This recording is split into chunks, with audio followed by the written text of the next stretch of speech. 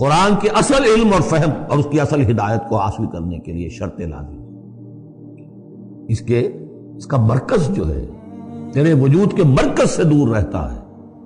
فرشتہ اگرچہ جان نکالتا ہے لیکن تیرے وجود کے مرکز سے دور رہتا ہے. قرآن کا بھی ایک وجود کا مرکز ہے. اسی لیے کہا ہے سورہ حدید میں پڑھیں گے ہم هو الاول والآخر والظاہر والباطن. اس کا ایک ظاہر ہے، الفاظ ہیں، اس کی آپ نے نحوی اور صرف کی بحث کر لی، مطلب یہ ہے روایات پڑھ لی. اس کی ایک روح باطنی ہے، اس تک رسائی نہیں ہو سکتی. الا المطہرون، اس کو چھو بھی نہیں سکتے وہ لوگ مگر وہ لوگ کہ جو پاک ہو چکے. اسی لیے نوٹ کیجئے کیونکہ وہ مضمون اب آ چکا ہے، ایک مرتبہ اور آگے آئے گا سورہ جمعہ میں، 3 مرتبہ آ چکا ہے.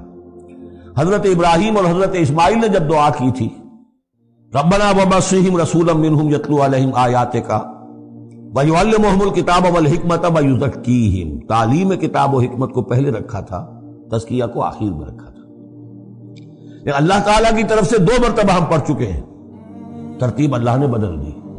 کما ارسلنا فیکم رسولا منکم یتلو علیکم آیاتنا ویزکیکم ویعلمکم الکتاب والحکمہ. تزکیہ پہلے، تعلیم کتاب و حکمت بعد میں. پھر سورہ آل عمران میں آیا لقد من اللہ علی المؤمنین اذ بعث فیہم رسولا من انفسہم یتلو علیہم آیاتہ ویزکیہم ویعلمہم الکتاب والحکمہ. تیسری مرتبہ پھر یہ آیت آئے گی سورہ جمعہ میں هو الذی بعث فی الامیین رسولا منہم یتلو علیہم آیاتہ ویزکیہم ویعلمہم الکتاب والحکمہ. پہلے پاک کرو اندر سے، پھر اس کتاب کو سمجھو گے. ورنہ ہو سکتا ہے تفسیر لکھ دو لیکن تمہارا باطن اس سے جگمگائے گا نہیں، تمہاری اپنے اندر اس کا نور نہیں آئے گا.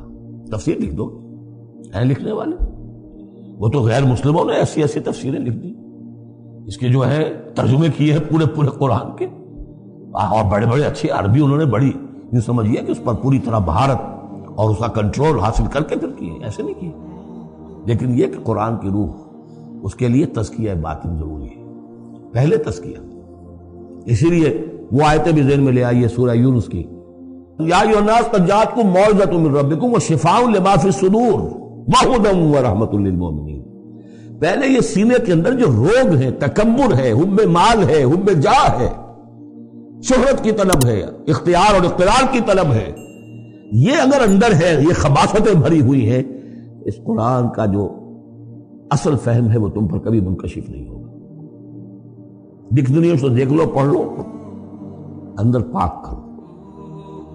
فرمایا فلا اقسم بمواقع النجوم وانه لقسم لو تعلمون عظیم انه لقرآن کریم فی کتاب مکنون لا یمسہ الا المطہرون تنزیل من رب العالمین.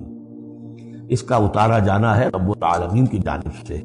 افبہذا الحدیث انتم مدہنون، اس کتاب، اس چیز کے بارے میں تم مداہنت کر رہے ہو، کسل سے کام لے رہے ہو، اس کو سیکھنے کے لیے تیار نہیں، اس کو اپنے ذہن پر، قلب پر براہ راست اتارنے کے لیے عربی سیکھنے کو تیار نہیں. یہ تمہارا مداہنت کا معاملہ، سستی کا معاملہ، کسل کا معاملہ، اس قرآن کے بارے میں، اتنی عظیم نعمت کے بارے میں. افبہذا الحدیث انتم مدہنون وتجعلون رزقکم انکم تکذبون. تم نے اپنا نصیب یہ ٹھہرا لیا ہے کہ تم اس کو جھٹلا رہے ہو. جھٹلانا ایک تو تھا مشرکین عرب کا جو کہتے تھے یہ قرآن نہیں ہے، یہ اللہ کی کتاب نہیں ہے، یہ محمد نے خود لکھ لی. ایک جھٹلانا وہ ہے جو عمل سے ہم جھٹلا رہے ہیں، جس کی مثال سورہ جمعہ میں آئے گی. مثل الذین حملوا التوراۃ ثم لم يحملوها كمثل الحمار يحمل اسفارا.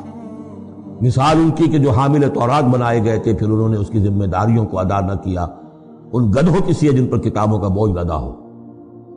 جو اللہ کی کتاب کا حق ادا نہیں کرتے پھر ان کی مثال ان گدھوں کی ہے. آپ مکالمات فلاطوں کی جلدیں اور انسائکلوپیڈیا برٹانیکا جو ہے پورا کا پورا لا کر کسی گدھے کے اوپر لاد دیجئے، اس سے اسے کوئی فائدہ ہوگا؟ یحمل اسفارا کمثل الحمار یحمل اسفارا بیسا مثل القوم الذین کذبوا بآیات اللہ. بری ہے مثال اس قوم کی جس نے اللہ کی آیات کو جھٹلایا ہے. حالانکہ یہودیوں نے تورات کو کہ انکار تو کبھی نہیں کیا، ابھی تک سینے سے لگائے ہوئے ہیں جیسے بھی کچھ ہے ان کے پاس. تو عملی تکذیب یہ ہے ما آمن بالقرآن من استحل محارمہ، جس نے قرآن کی حرام کردہ کسی شے کو اپنے لیے حلال ٹھہرا لیا، اس کا قرآن پر کوئی ایمان نہیں۔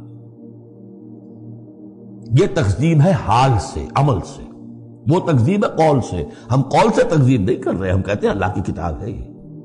ہمارا عمل دیکھیں، کیا اس قرآن کو تم نے پڑھا، سمجھا، اس کے لیے زندگی کا کوئی وقت صرف کیا؟ معمولی کیریئرز کے لیے 20 25 سال کی تعلیمیں ہیں جو آج کل انسان حاصل کر رہے ہیں۔ یہاں سے MBBS کیا ہے، پھر کوئی FSMG کا امتحان دیا ہے، پھر امریکہ میں گئے، پھر امتحان دیا ہے، پھر وہاں، اور پھر وہاں پر ریزیڈنسی ہو رہی ہے، پھر نہ معلوم اس کے بعد ہے، پھر وہاں سے جو ہے ڈپلومیٹ بننے کے لیے، اور جو وہاں پہ بنے ہوئے بورڈز، ان سے آدمی کی عمر ہو جاتی 35 برس 40 برس لگے ہوئے۔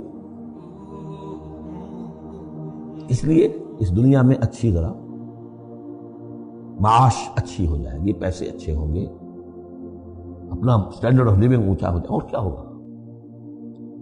تو تم نے اس کتاب کے ساتھ تمہارا سلوک کیا ہے، یہ تکذیب حالی ہے۔ وَتَجْعَلُونَ رِزْقَكُمْ أَنَّكُمْ تُكَذِّبُونَ، وہاں مثبت انداز آیا تھا، الرحمن علم القرآن خلق الانسان علمہ البیان۔ اس میں مضمر کیا بات تھی؟ اپنی ساری صلاحیت، ذہانت ہے تو صرف کرو اسے سمجھنے پر، اور اگر اللہ تعالیٰ نے کوئی طلاقت لسانی دی ہے تو صرف کرو اسے بیان کرنے پر، یہ اس کا مصرف ہے۔ اور یہاں جو یہ نہیں کرتے ان کے اوپر یہ گرفت ہے، افبہذا الحدیث انتم مدہنون وتجعلون رزقکم انکم تکذبون فلولا اذا بلغت الحلقوم۔ اب یہ جو ہے ایک اضافی شان ہے اس سورہ مبارکہ کی، اس کے کورسپونڈنگ جو ہے کوئی مضمون اس صورت میں موجود نہیں ہے۔